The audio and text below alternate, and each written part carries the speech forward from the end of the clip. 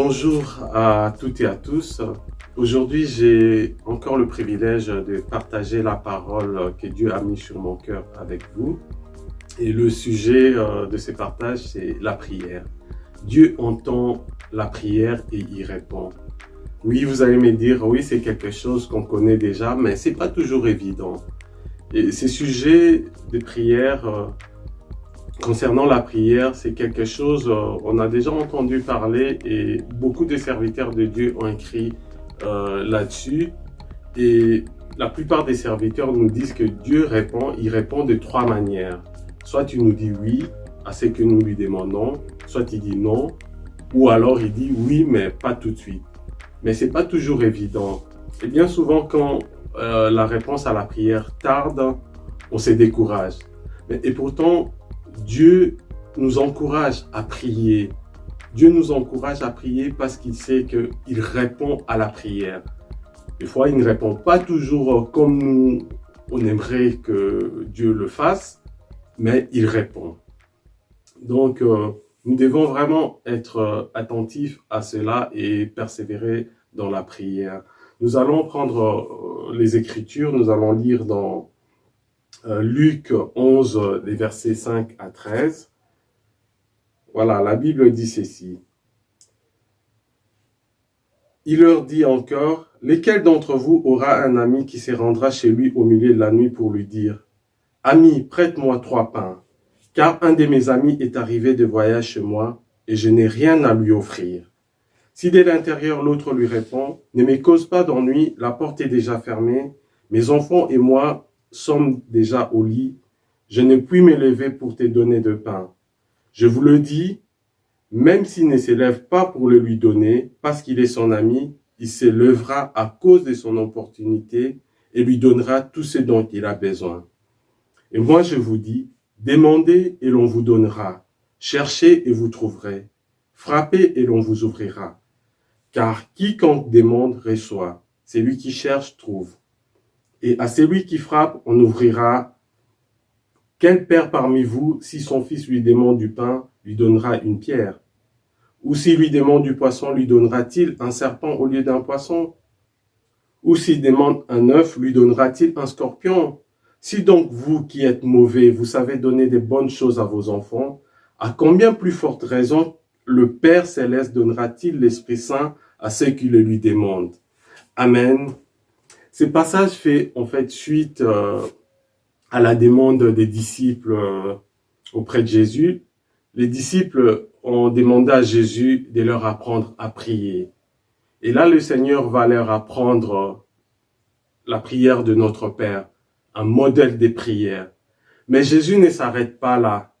Il va plus loin parce qu'il sait que dans la prière, il y a aussi la suite de la prière.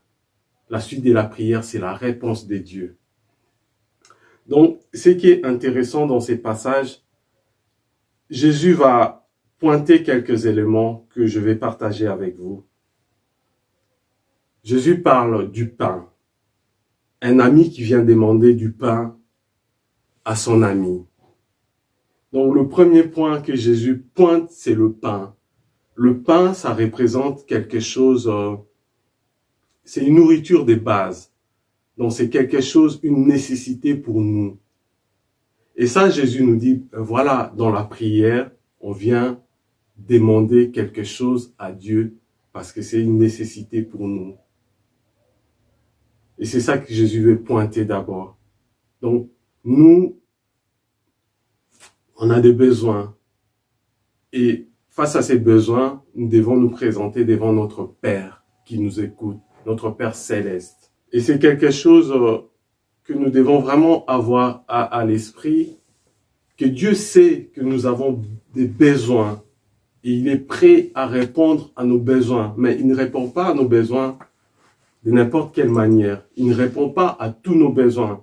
D'ailleurs, l'apôtre Jacques nous dit dans Jacques 4, 3, « Vous demandez et vous ne recevez pas parce que vous demandez mal, afin de tout dépenser pour vos passions. » Donc, la demande dans la prière, ça doit être une demande avec un cœur sincère, une demande avec un objectif louable. Et là, dans cet exemple, je me suis fait la réflexion, mais pourquoi Jésus donne l'exemple du pain? Il veut nous montrer que voilà, c'est un aliment de base, donc c'est une nécessité. Donc c'est quelqu'un qui vient demander pas pour satisfaire ses passions, mais il demande parce que c'est une nécessité, c'est un besoin. Ça, c'est un point que le Seigneur relève déjà dans sa réponse aux disciples. Et le deuxième point que le Seigneur relève, en tout cas, c'est qui ressort de la lecture de ces quelques versets, pour moi en tout cas, c'est la persévérance. Jésus donne l'exemple de cet ami qui insiste, qui frappe pour obtenir du pain. Et c'est un exemple que nous devons suivre. Parce que Jésus, au départ, il a donné un modèle de prière aux disciples, mais il est allé plus loin. Parce que dans la prière, il y a des moments où nous devons persévérer. C'est ça que le Seigneur demande. Aussi de persévérer dans la prière. Persévérer pas pour que le Seigneur change d'avis ou pour infléchir le cœur du Père. Non, cette persévérance va nous aider à changer notre cœur. Ça va transformer notre cœur de telle manière que notre regard soit tourné vers l'objectif louable que le Seigneur attend de nous. Donc, le Seigneur va vraiment, à travers cette persévérance dans la prière, il va nous transformer. Finalement, nous, dans notre prière, notre regard va vraiment se tourner vers le Seigneur pour pouvoir lui demander quelque chose vraiment qui rencontre l'objectif du Père, qui rencontre la volonté du Père. C'est pour cela que le Seigneur nous demande aussi de persévérer dans la prière. Et on a plein d'exemples des gens qui ont persévéré dans la prière. Par exemple, Élie. Élie a prié pour qu'il y ait de la pluie, qu'il y ait de nouveau la pluie. Parce que pendant 3 ans et demi, il n'y avait plus eu de pluie en Israël. Mais Élie, dans sa prière, il a continué, il a prié. La première fois, il n'y avait rien qui se passait. Il a persévéré dans sa prière. Et au final, le Seigneur lui avait répondu. Il y a eu la pluie en Israël. Le troisième élément, c'est le Seigneur pointe des bonnes choses. Un père qui donne des bonnes choses à ses enfants. Parce que quand nous demandons au Seigneur, nous prions, le Seigneur nous répond. Il nous répond suivant ce qui est bon pour nous. Il dit lui-même dans la parole, nous qui sommes mauvais, si nous savons donner des bonnes choses à nos enfants, et lui qui est le Père Céleste, qui connaît toutes choses, ne nous donnera-t-il pas des bonnes choses? Ici, en l'occurrence, il parlait du Saint-Esprit. Mais c'est un exemple qu'il nous donne pour dire que le Seigneur répond à notre prière pour quelque chose qui sera bon pour nous. Le Seigneur ne va pas nous donner quelque chose qui va nous nuire.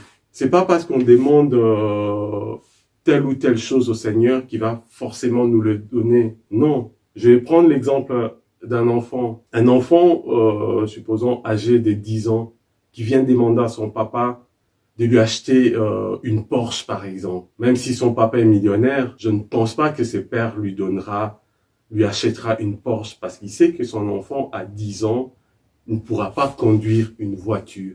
Et en l'occurrence, une Porsche. Il lui dira non. Mais par contre, si son fils vient lui demander, par exemple, papa, j'aimerais avoir, par exemple, un livre pour apprendre l'anglais. Mais je pense que le père accédera à cette requête parce que c'est quelque chose d'agréable, parce que c'est quelque chose qui va servir à son enfant.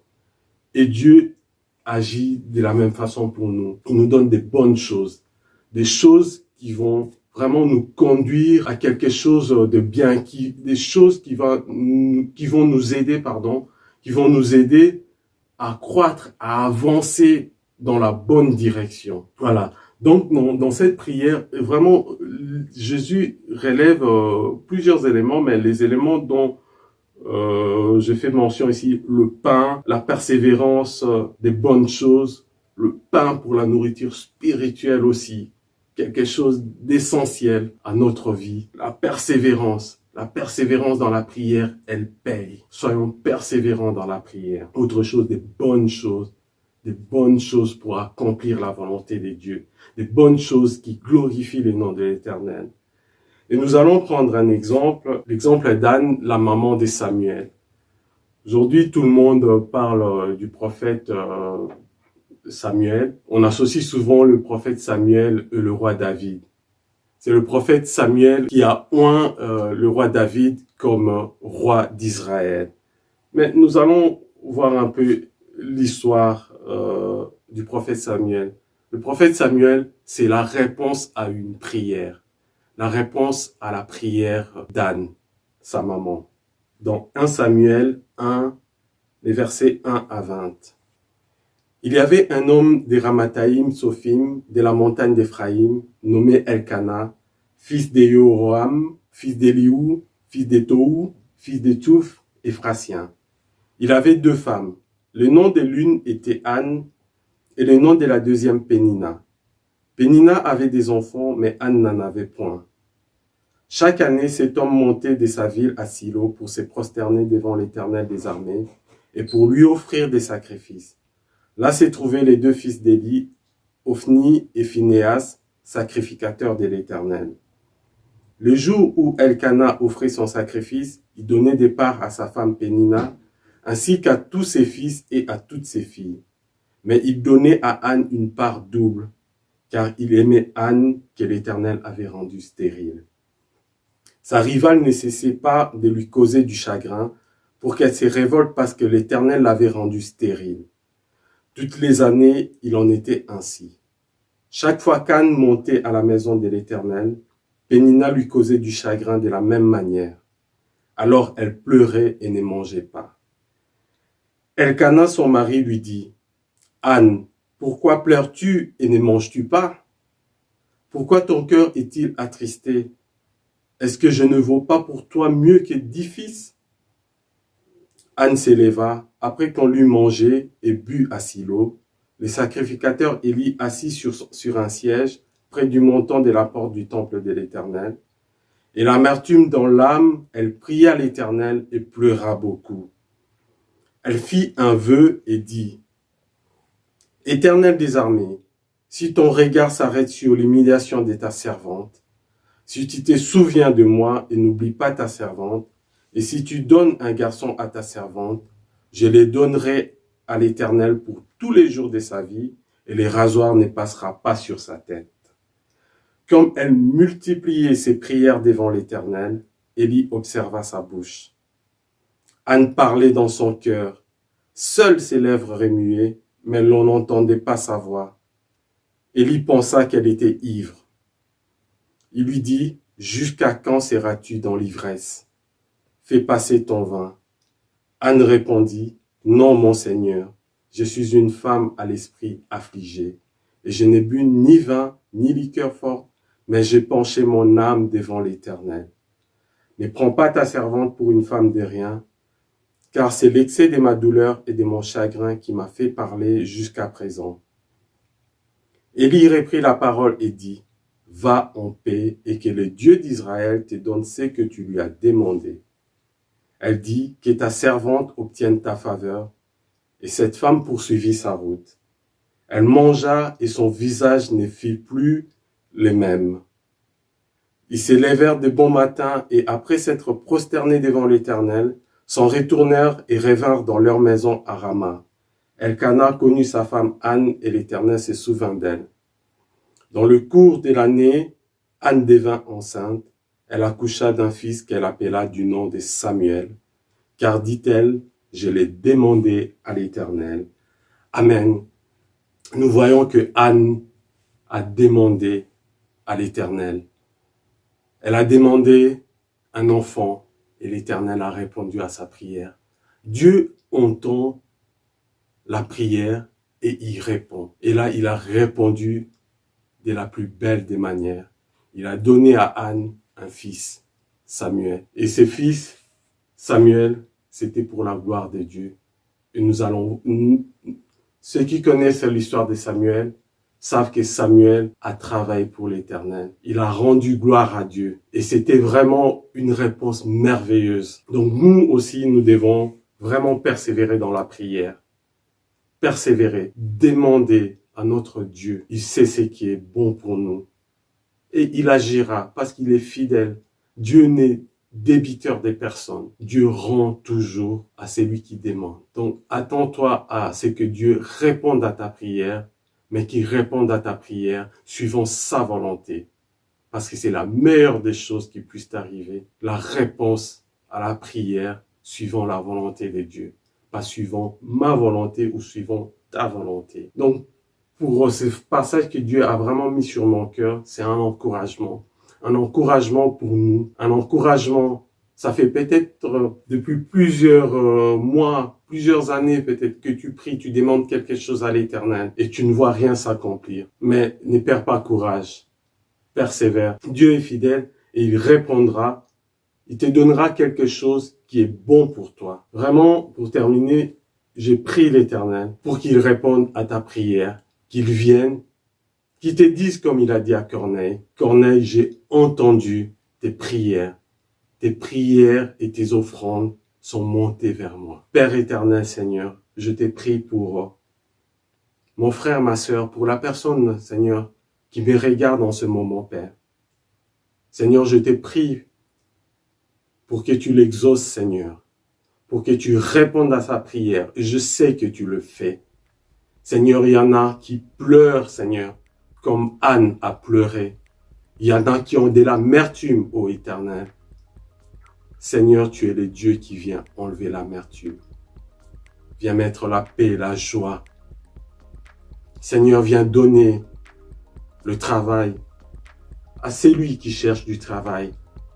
La guérison à celui ou celle qui demande la guérison. Viens donner l'enfant à celle qui est stérile. Seigneur, viens agir, Père.